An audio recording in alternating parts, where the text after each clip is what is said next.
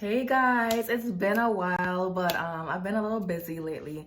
But I came today to share my testimony of how I got a brand new car. But this is gonna be like a two-in-one testimony because I feel like I also need to tell you guys about how I got my first car as well, which led me to getting this brand new car. So let's get into it. Okay, so guys, I've always had a lot of anxiety since I was a child, because I was bullied a lot as a child. And well, I wasn't even bullied by people. I mean, I was slightly bullied by like outsiders, but it was mostly like within my family that I was bullied. And like, that stuck with me for a long time. My family members would deny this, but that was my experience. I was bullied, I was teased a lot. I was never bullied by outsiders. It was always people like within my circle, like my family members and my friends. It was never like random people, which I've always found to be quite interesting. And that cycle went throughout my life up until adulthood, up until just a few months ago, until I finally moved away from my hometown. And, I'm where I am right now. Okay, so because of that anxiety that I've always had, I've always been afraid to do things because I was always afraid of being judged if I didn't do it correctly. Although, that's something normal if someone doesn't do something correctly right away. That's how you learn. But because of what I went through as a child and in my teenage years, it always had me afraid to go out and just do things. I was always fearful. So I had a strong fear of driving.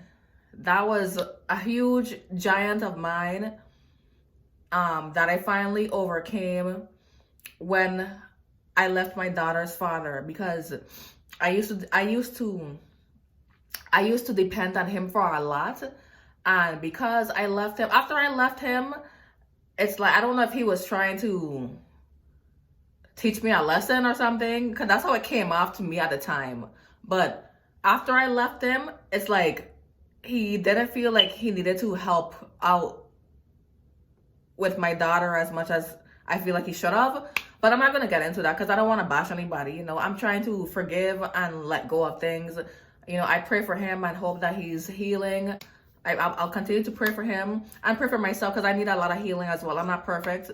I actually helped my ex buy the car that he was driving. Well, I don't know if he still drives his car or not, but I helped him to get his car. And I figured that, by doing that, he would also help me more with my daughter and us getting around. But, that was not the case.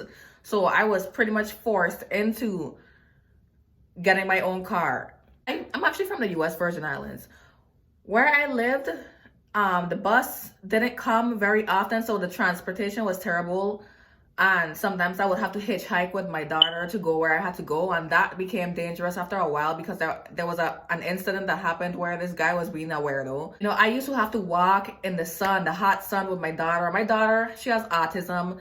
She has her moments where sometimes she doesn't even want to walk. So sometimes I would have to carry her school bag, my umbrella, carry a bunch of things in my hand along with her walking in the hot sun to take her to school or pick her up from school and go to the nearest bus stop to catch the bus or the safari. And that became very frustrating after a while. It was overwhelming after a while. At first, I had no control over it because I wasn't making much of the jobs that I had, that I was blessed with in previous seasons. But then God finally blessed me with a job at the post office where I really started to make a lot of money. I started to see some change, baby. God started talking to me and saying, okay, it's time for you to get a car. Because I had no excuse to not get a car at this point because I was making a lot of money. And it's not to say I was living on my own at that time. I was living with my mother, so I could save. I was able to save a lot. God started talking to me saying, you need to get a car, but I was like, no, God, like I was still afraid to get this car because I had very little experience driving. Then one day I had a coworker named Vern. He used to actually sometimes give me a ride home. There were a few people that God blessed me with in each season to help me until I finally did what he told me to do. So my coworker did that for a little bit. And then one day I asked him if he could teach me how to drive, because I felt like, I'm not even going to get into that because I don't want to insult my driving school teacher, because I'm actually pretty cool with him. So never mind about that. But yeah, I didn't have any experience driving, and neither did the people that I came out of driving school with. So he would give me driving lessons in like this little old little raggedy car that he had. God forgive me. I'm saying that because it was a really old car, and he was trying to sell me that car too. And I was like, I'm not buying that car. And he was trying to sell me this old car from like the 90s for like $3,000. And I was like, no, I'm not. No, absolutely not. No. But yeah, so he was trying to teach me how to drive in that car because he assumed that I would buy it after he taught me how to drive in it. It was cool at first, but then he was very belittling, and that was the reason why I had these fairs to do these things, because the people that would be teaching me, they were not very nice while they would be teaching me. You can't teach someone how to do something and be yelling at them and be belittling them. Oh, you need to do this. That doesn't make any sense. Why would you do this? Like, if I don't know what I'm doing, why are you trying to make me feel worse for not knowing what I'm doing when you're supposed to be teaching me how to do it? I don't understand how people don't comprehend that. So I stopped taking lessons from him. It was only like maybe 3 or 4 lessons I got from him, and I was like, nope, I'm done. Then there was this one day where he was supposed to drop me home, but he had to go and stop by his mom's house for something. So we went there, and I remember he left me in the car, and I saw him jump into one of his Jeeps and just drove off. So I called him. I'm like, Vern, like, are you gonna just leave me here? Like, what's happening? He was like, get in the driver's seat and follow me. And I was like, no, I can't do this. He was like, hop in the driver's seat and follow me, or else you're just not gonna get home. I'm gonna leave you right here. So it was like a fight or flight type of thing. So I hopped my little behind in that driver's seat, and I drove. And by me doing that, and I have to thank Vern for that, because by me doing that actually gave me the courage to actually go on and buy a car. Because after I did that, I was like, okay, so I can do this. This was just fear holding me back. I can do this. So I had to be put in a scary situation where I could be left stranded in order to actually go out and drive. So after he did that, we stopped speaking for a while. It wasn't because of that necessarily. I just began to get a little annoyed with him. But I thank him for that experience. I thank him for that experience though. So shortly after that, I went to work maybe like a day or 2 later, and I started speaking to my coworker, Raquel, and told her that I need to get a car. Like, I want to buy a car. And she's like, girl, I bought my car from Budget. And I was like, wait, Budget sells cars? Because I know Budget to be like a rental company. I didn't know rental companies sold cars too. She was like, yeah, girl, I got my car for cheap because they're always trying to get rid of cars and blah, blah, blah. And it's a really good car. And, I got it. It was only like 2 years old. I think she said it was like 2 years old when she got it. So I was like, okay. So I called my former boo thing at the time. I used to call him the taxi man. I will not say his name because screw him. But I used to call him the taxi man because he was a taxi man. He was only like 2 years older than me, but he was a young taxi man doing his thing. He owned a lot of businesses, and I thought that was pretty cool. So I called him the taxi man because he had that, So I called him and asked him if he could help me he could pick me up to go to Budget to go and look for a car. So he did that. We went and looked at the cars, and I always said I wanted my first car to be a Toyota because my grandfather always told me, my grandfather had a Toyota Corolla. And he always told me, if I'm going to get a car, make sure it's a Toyota because it's the best brand. It's reliable. So I always kept that in the back of my mind since I was a child. I'm going to get a Toyota. So we went to Budget. All the Toyotas. So we went to Budget. All the Toyotas that they had there, they were really expensive, like way out of my budget. The only things that were within my budget were the Nissans. And I know Nissan to be a trash brand, so I did not want to even further look for any cars there. But the taxi man told me to go and try out the cars. So I did that. And as we're driving and testing out the cars, I'm like, no, like, I don't want any of these cars.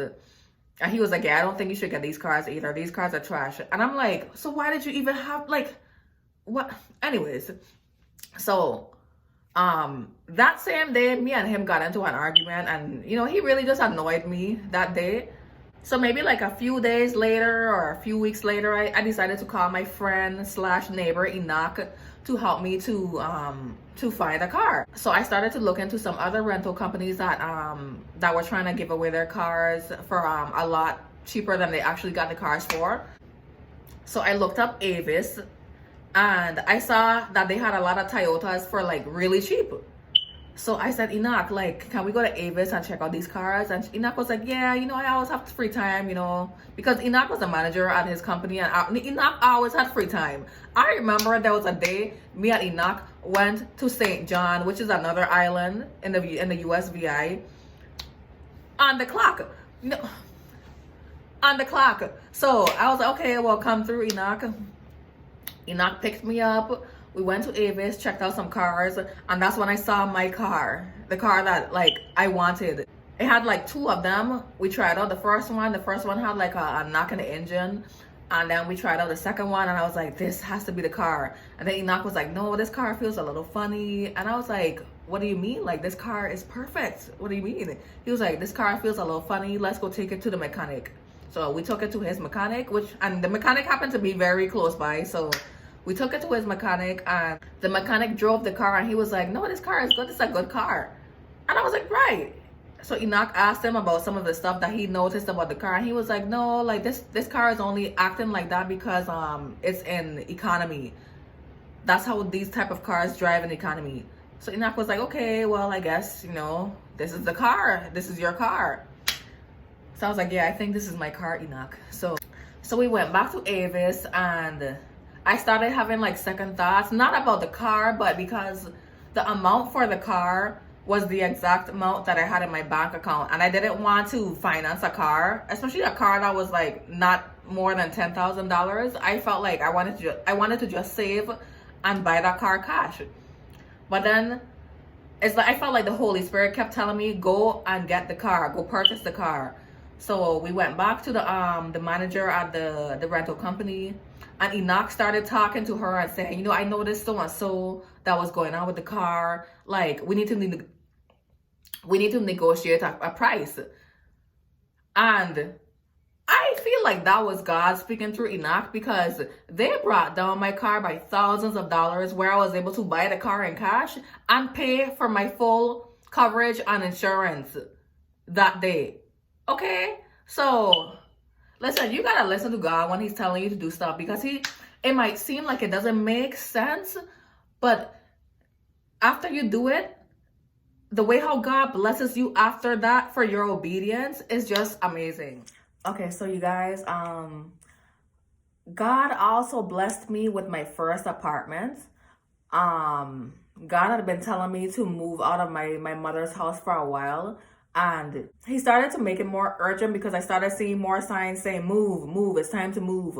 So I thought that he meant it was time to move to the States, because I didn't even know what state I was supposed to move to. I felt like I wanted to move to Georgia, but I wasn't sure.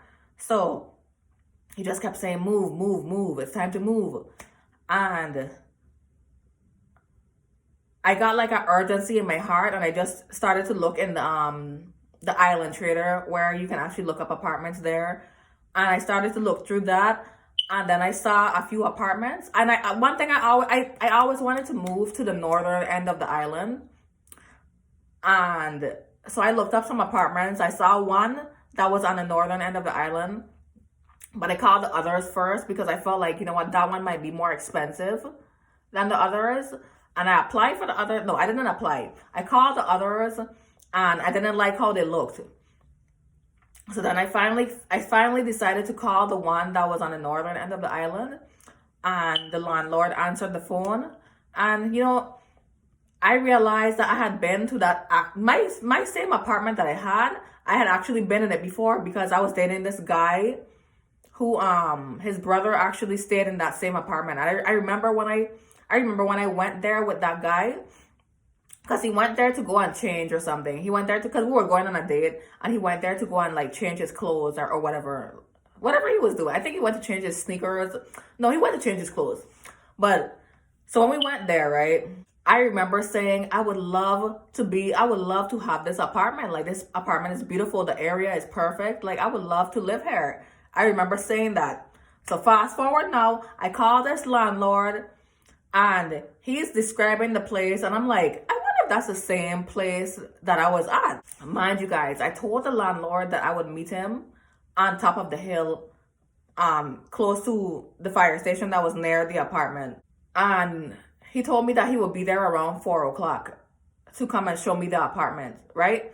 So around like 3:30 or so, my phone just randomly stops working. I kid you guys not. My phone stopped working. It did not want to turn on, like out of nowhere. So I took that as a sign, like, okay, maybe God doesn't want me to move there, right? That's what I was thinking. But something in my spirit kept saying I should still try to go and see if the man is waiting there and go and check out the apartment. But I stayed there for a while thinking, okay, you know what? Maybe I shouldn't do this. Maybe this is a sign. But after a while, I just got up. I was like, you know what? Screw this phone. It's not working. I'm gonna go, because it's not to say I didn't know where I was going. I knew the area he was talking about, but I wasn't sure if it was the same exact apartment complex that I had went to with the guy that I was dating, which is why he was gonna meet me on top of the hill to show me where it was, right? So I went on top of the hill, stayed there for a while. It was 4 o'clock. Didn't see him. I actually stayed until 4:30, you guys. Never saw him. So I was annoyed at that point, and I was like, you know what? Maybe it's not meant to be. Then I kept feeling a nudge in my spirit. Go down to the place where you went to with with the guy that you were dating and see if he's there. I kept feeling like I had to do that. So I went to look for the same place that I had visited before. And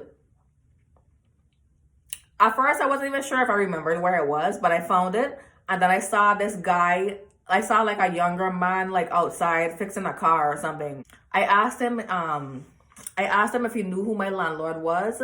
And he was like, yeah, that's my father, right? Shout out to Celestino. Yeah, he was like, yeah, this is my father, blah, blah, blah. I'll take you to him right now. So I was like, okay, so this is the place. Oh my gosh, like, this is the place that I came to. Like, so my landlord's son took me to go and meet his father, which was my landlord. And I talked to him, and he told his son to go and show me the unit. And guys, mind you, this whole time I'm like, wait, this is like literally the same place that I was at with that guy I was dating. So I was like very like wow, like this is the same place. You guys, his son showed me the unit that was available, and it was the same exact apartment that I had been in with the guy that I was dating. The same exact one. The same one that I said, oh wow, I would love to live here. Like, I would love for this to be my first apartment. Dude. So then my landlord, he introduced me to his wife, the beautiful Miss Ruth White. Shout out to her. She's a wonderful woman of God. Amazing, right? When I met her, I was like, okay, this is my apartment. This is where I'm supposed to be. When I met her, I fell in love. I fell in love. She's like, that lady is amazing. You know, she is a true woman of God. And I was like, okay, I have to get this place. Mind you, the apartment was expensive. It was expensive, but I felt that nudge again telling me, you have to take this apartment. I kid you guys not. When I finally paid my landlord and moved in, my landlord came back to me and told me the Lord put it on her spirit to lower my rent. And I was like, what? No, you don't have to do that. Because like she was so nice. And she was like, no, the Lord is telling me to lower your rent. And I was like, oh my gosh, like, what in the world? Like, what? Wow. Like, I was speechless because, like, you guys, like, God, it was like the same feeling I had when I got my car. Like, it was amazing. Like, that was a big help to me because I'm a single mother. And I have a daughter with autism, and I had a lot of bills, and I was pretty much taking all of that on by myself with no help, with little help. Well, let me not say with no help, with little help from my family. They helped me as much as they could, not financially. I was taking on everything financially by myself, but I mean, like, when it came to like watching her and stuff and taking care of her, they helped with that. I had no help from her father or his family at that point. So, I was pretty much taking all of this on by myself, and that was a big blessing for me. A few months after I moved into my apartment, I remember I had a dream where that same apartment was on fire. Well, no. What happened in the dream is that my friend Enoch, the same one that helped me to get my first car, he sent me a video in a dream showing me that my apartment was on fire. Because I woke up and I didn't know it was on fire. So, and mind you guys, this is all just a dream, right? So I started to gather my things and get my daughter so we could go outside. And when I opened the door, there's this lady, like a black lady. I don't know if she was like an angel or something, but she was like patting down the fire. And like outside, everything was fine except for my car. My car was torched. And I remember looking at my car in the dream and saying to myself, oh, well, like I had a peace in the dream. I was like, oh, well, I'm going to get a brand new car. Those were my exact words in the dream, right? And then I woke up after that. So after I had that dream, I was like, okay, God, like, is my car going to get blown up? And you're going to bless me with a new car? Because I'm confused. Like, what was that dream about? So I let that dream go. Fast forward. Months later, God is telling me it's time to move again. And I'm just like, move where? Like, where? And I started to feel like the urge to move to Atlanta again. But I wasn't sure if that's where God wanted me to go. But then I started seeing signs, like I started seeing like videos like of the Real Housewives of Atlanta, and it will always have 222 next to it, like almost like God was confirming it by showing me 222 likes on the videos with the Real Housewives of Atlanta. And then people would randomly come to me, like people out of nowhere that would meet my daughter, because my daughter has autism. They would come to me and be like, what's a good place for you to move with your daughter, because there's really good schools there. They would be like, you should move to Atlanta. So it's like God kept confirming it to me in different ways to move to Atlanta. But I had started to get afraid again, because when I started to speak to my sister about moving to Atlanta in 2020, she wasn't really trying to help, to be honest. I'm just being honest. She wasn't really trying to help because she had her own stuff going on. But I was like, whatever, right? So I started to say, God, like, how am I going to do this? Like, I don't know. I've never been. I mean, I've been to Georgia before, but like, I haven't been there since I was a child. Like, I don't know what to do. So maybe a few weeks later, me and my childhood friend got in contact through Instagram. Mind you guys, I haven't spoken to him in 10 years. But it's like, his Instagram page just started popping up out of nowhere. And then like, he finally messaged me one day to tell me happy birthday, because it was around my birthday time. He messaged me, and when he messaged me, we spoke a little while. He gave me his number and I called him. And it was almost like we picked right back up where we left off from high school, because it's almost like no time even went by. Like, it was like the same type of chemistry that we had in high school. He told me that he lived in Atlanta. So I was like, oh my gosh, that's another confirmation. Like, I'm supposed to move to Atlanta. And so I started to talk to him and tell him that I feel like God is telling me to move to Atlanta. And he was like, well, if you move here, I'll help you however I can. And I'm like, wow, like, this must be God. This has to be God. God is probably going to use him to help me, right? So then now I figured that maybe I should apply for apartments near him, since he told me that he's going to be the one helping me. And I felt like God was sending him into my life to help me transition with this moving process. I applied for a bunch of apartments around his area, and they all rejected me. And I was so confused because I had a really good job. My credit wasn't bad, so I didn't understand why they rejected me. But yeah, they rejected me. So I started to get frustrated with God, because I was like, God, you're telling me to move to Atlanta, but I don't feel like you're helping me. You know, you sent someone to help me to get around, like to show me around and whatnot, and help me to transition, but I need to have a place to stay in order to get there, right? So as soon as I said that, God showed me a rainbow in the sky, because I was driving while I was having this conversation with God. God showed me a rainbow in the sky, and then he showed me this video that kept popping up, but I kept like kind of ignoring the video. I had started to watch it, but then I got kind of bored with it, and I was like, and it was a video about this girl talking about how God got her a luxury apartment. So I watched the video, right?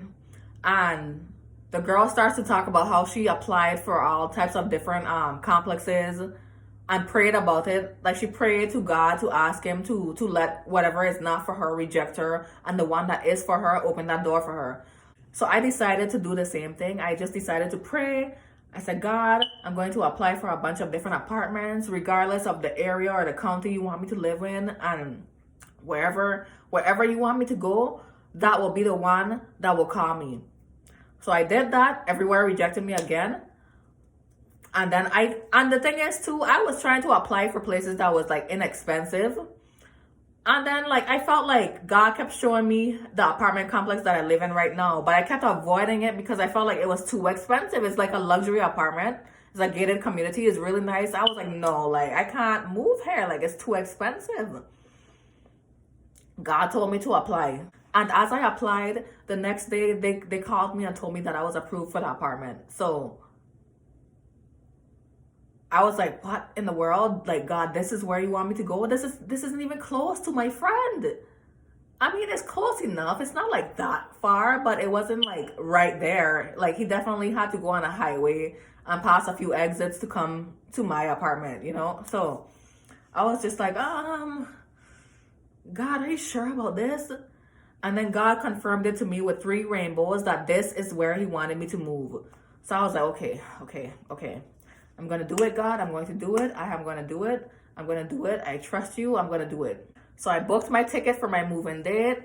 And I started to try to look for like shipping companies to ship my car up. Because I had planned on shipping my car that I had up to Atlanta so that I could at least have something to drive around for the meantime until, you know, God blessed me with a new car that he told me he was going to give me. Because I didn't know how he was going to give me a new car. But at the same time, I had it in the back of my mind, that car is going to blow up and go on fire. Because that's what I assumed based off of my dream. And I was afraid of that too. I finally found a shipping company with this guy who's actually from the Virgin Islands. And he lives near me. And he was like, yeah, I can ship the car for you for so and so amount. So I was like, okay, so I'm going to do that, right? I already went through the paperwork, everything. I just hadn't paid yet.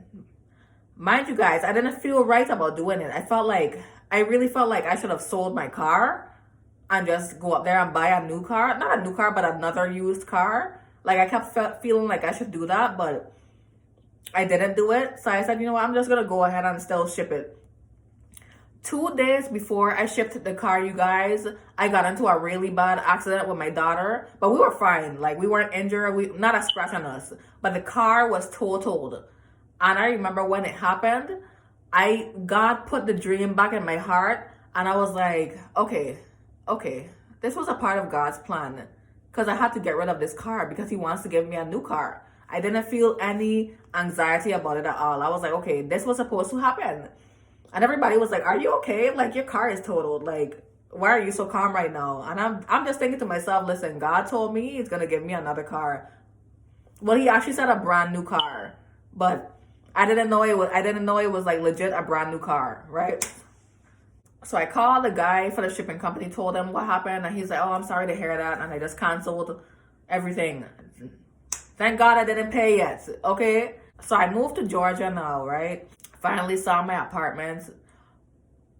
Mind you, I had never even toured my apartment. I never even saw my apartment before I confirmed that I was coming here. And when I saw the place, you guys, from the outside, the whole complex, even down to inside my apartment, it was everything that I had asked God for. Everything that I asked the Lord for. On top of that, I was actually supposed to be in a different apartment.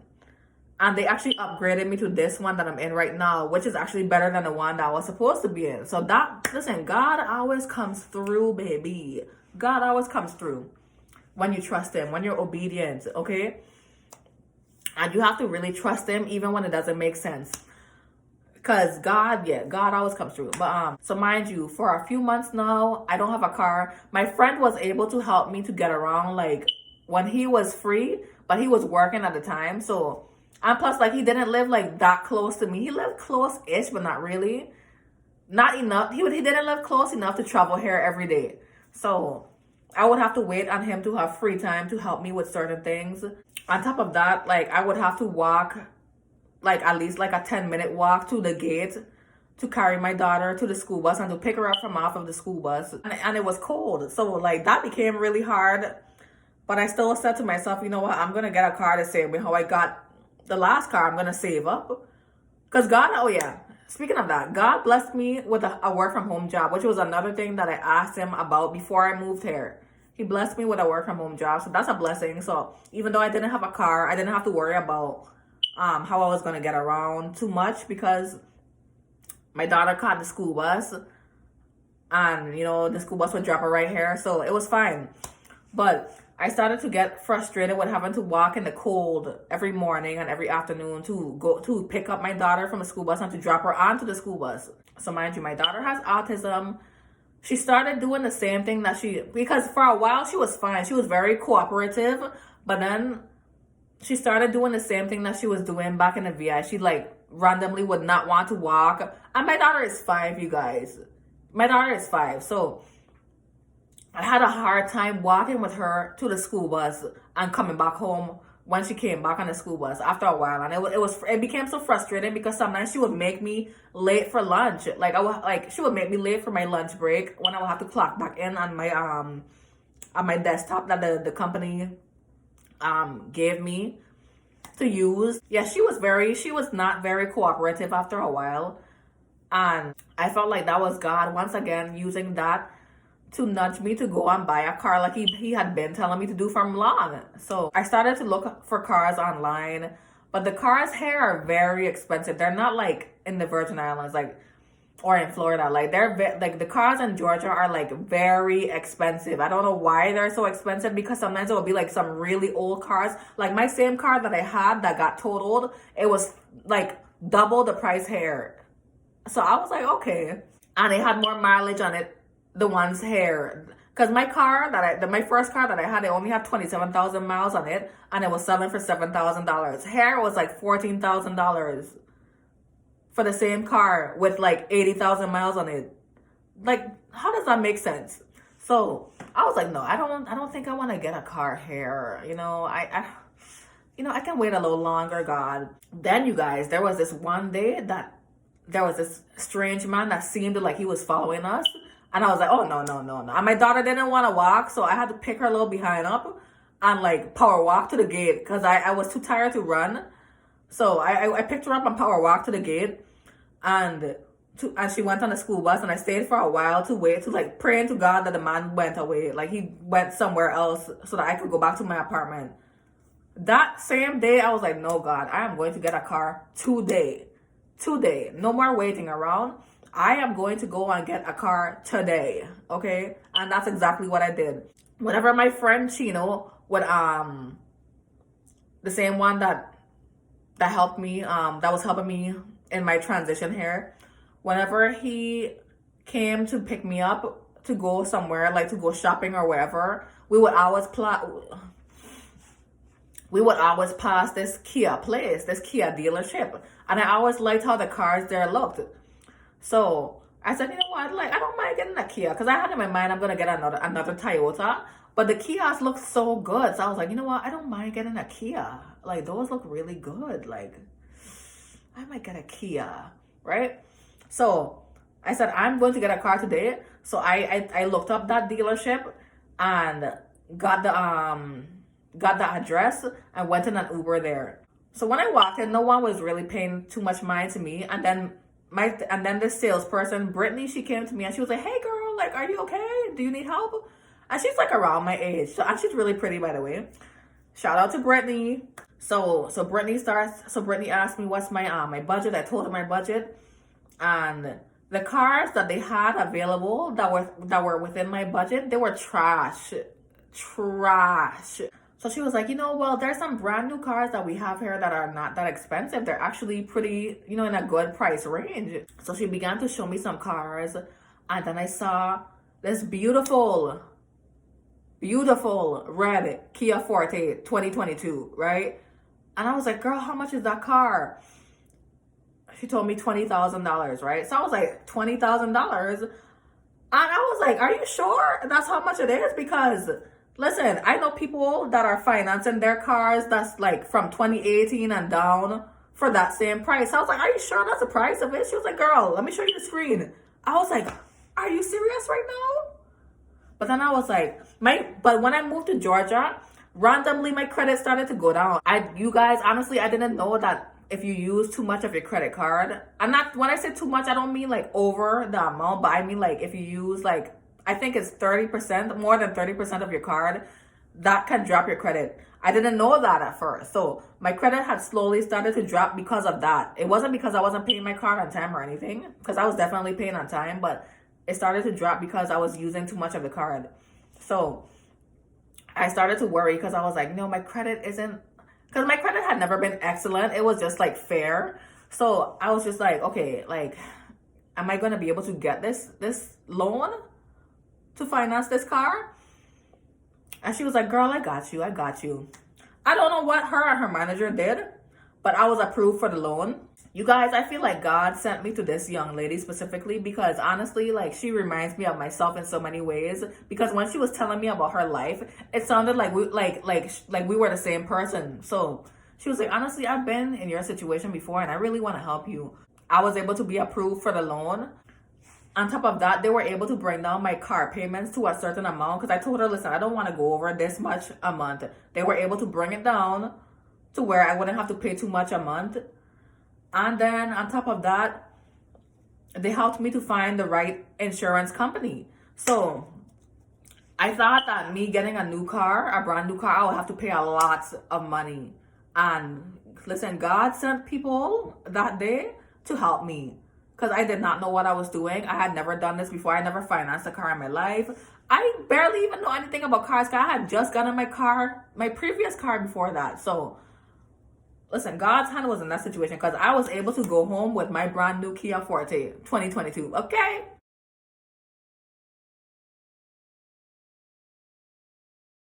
Yeah, that's my story with how I got a brand new car. God took care of me. I didn't know. Listen, I didn't walk in there thinking I was going to leave with a brand new car. I thought I was going to get like a pre-owned car. But God meant, girl, you are getting a brand new car. Because the brand new cars were the only good cars that they had there. And the one I have, I couldn't believe that's how much they were selling that car for. Because like I said, I knew other people that had older cars and were paying the same amount as me for my car, my brand new car with no mileage on it. So that was a blessing, guys. God led me there and he came through once again. So yeah, that's my testimony on how I got my brand new car, my baby.